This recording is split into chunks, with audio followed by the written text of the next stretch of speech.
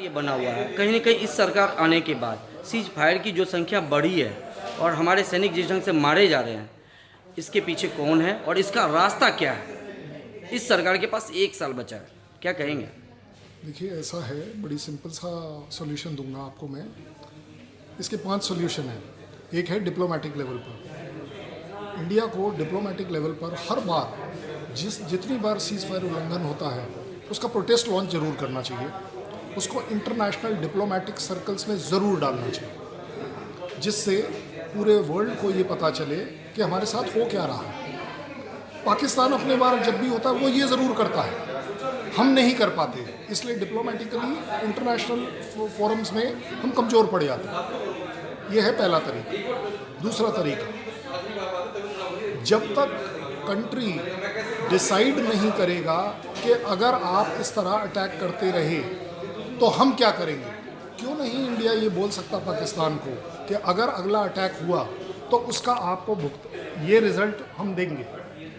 आपने एक अपना वो कर लिया, क्रॉस बॉर्डर जाकर उनके आदमी भी मार दिए, हुआ क्या? उनको ये पॉलिसी देनी पड़ेगी, इंडिया को एज अ कंट्री पॉलिसी बनाकर देनी पड़ेगी कि अगर आपने एक अटैक किया तो हम आपके ऊपर अटैक करने के लिए खुले हैं। कहने का मतलब थप्पड़ की गूंज जो चौड़ा सीना कर हमने सर्जिकल स्ट्राइक में करी थी, उसकी गूंज उसे सुनाई नहीं पड़ी।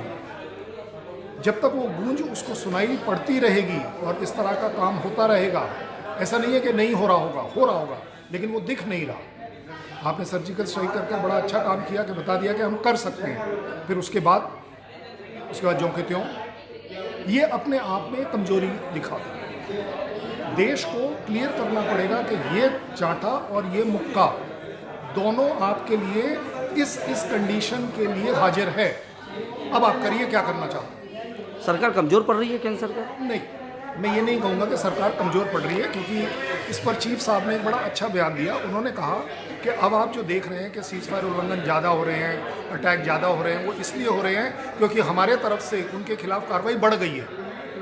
इस वजह से वो पैनिक में आकर ये करेगा, इसमें कोई बड़ी लेकिन हमारे देश में अभी भी हमारी फ़ौज को ये क्लैरिटी नहीं है कि आपके पास पूरी छूट है कि अगर आपके ऊपर किसी ने अटैक किया तो आप उसके साथ क्या करने वाले हैं। ये पूरी इस सरकार ने छूट दी, लेकिन उतनी नहीं दी। ये पहले 1% होती थी, आपने 5% कर दी। फ़ायदा क्या हुआ? छूट का मतलब होना चाहिए खुली छूट। ये है दूसरा तरीका। तीसरा तरीका, आपके पास इतना बड़ा बॉर्डर है, आपके पास इतने ज़्यादा तकरीबन 1700 पोस्ट हैं हमारे पास। क्यों नहीं हम टेक्नोलॉजी का फ़ायदा उठाकर सेंसर बेस्ड सेफ्टीज़ लगाएं कि आदमी पार आ ही नहीं सकता, और अगर आता है तो हमें पिन पॉइंटेड खबर मिलती है।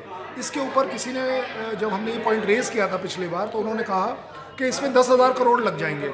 मेरा कहना है अगर 10,000 करोड़ लग भी गए, आप ये समझ लेना कि 2 स्कैंडल हुए थे। यहाँ तो हजारों के स्कैंडल हो जाते हैं। आप ये समझ लेना देश ने 2 स्कैंडल किए अपने देश की बाउंड्री को बचाने के लिए। 10,000 करोड़ है कितना? कुछ भी नहीं। लेकिन अगर आप अपने बॉर्डर के ऊपर सेंसर्स नहीं लगाएंगे तो ये इन्फिल्ट्रेशन होता रहेगा। आप कितना चेक कर सकते हैं और क्या कर लेंगे? बेटर रास्ता ये है, ये बेटर रास्ता है, प्रिवेंशन। आपके पोस्ट पर जब अटैक हो जाता है तो हम कहते हैं कि उन्होंने कायरनामा अटैक किया, लेकिन भाई अटैक हुआ ना, दैट मीन्स वो बोल्ड हो गया, अटैकर बोल्ड हो गया। मैं कह रहा हूँ अगर वो जवान पूरी रात पूरे दिन अगर ड्यूटी दे रहा है, कहीं ना कहीं झपकी आना, कोई छोटा मोटा ध्यान ना रख पाना जायज़ है, जिसके वजह से अब मैं कह रहा हूं कि आप इसमें सेंसर बेस्ड सेफ्टीज लगाइए ना।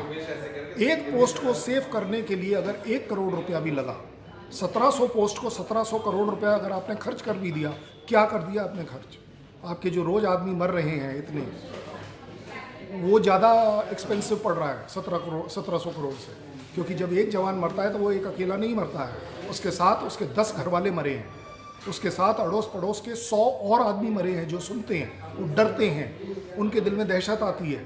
बट प्रॉब्लम क्या है? प्रॉब्लम वही है, कितने पॉलिटिशियंस हैं जिनके बच्चे फौज में हैं, उनको कोई डर नहीं है। ठीक है।